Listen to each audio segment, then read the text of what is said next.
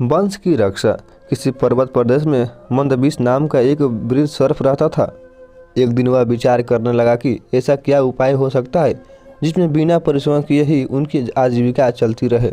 उसके मन में तब एक विचार आया। वह समीप के मेढकों के भरे तालाब के पास चला गया। वहां पहुंचकर वह बड़ी बेचैनी से इधर उधर घूमने लगा। उसे इस प्रकार घूमते देखकर तालाब के किनारे एक पत्थर पर बैठे मेढक को आश्चर्य हुआ तो उसने पूछा, मामा आज क्या बात है? शाम हो गई है किंतु तुम भोजन पानी की व्यवस्था नहीं कर रहे हो। सर्प बड़े दुखी मन से कहने लगा, बेटे क्या करूं, मुझे तो अब भोजन की अभिलाषा ही नहीं रह गई है। आज बड़े सवेरे ही मैं भोजन की खोज में निकल पड़ा था। एक सरोवर के तट पर मैंने एक मेढक को देखा। मैं उसको पकड़ने की सोच ही रहा था कि उसने मुझे देख लिया।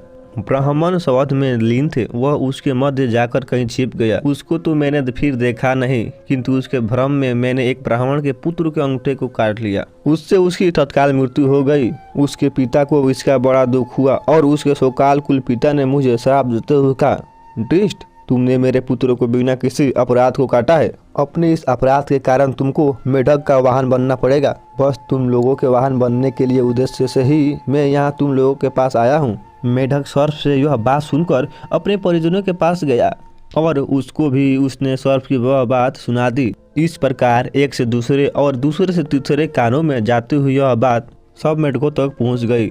उसके राजा जलपाद को भी इसका समाचार मिला। उसको यह सुनकर बड़ा आश्चर्य हुआ और सबसे पहले वही सर्प के पास जाकर उसके फन पर चढ़ गया। उसे चढ़ा हुआ देखकर अन्य सभी मेढक उसकी पीठ पर चढ़ गए। सर्प ने किसी को कुछ नहीं कहा। मंदबिश ने उन्हें भांति भांति के करतब दिया। सर्प की कोमल त्वचा के स्पर्श को पाकर जलपाद को बहुत ही प्रसन्न हुआ। इस प्रकार एक दिन सभी मेढकों को खाने के बाद सर्प ने एक दिन जलपाद को भी खा लिया। इस तरह मेढकों का समूचे वंश ही नष्ट हो गया।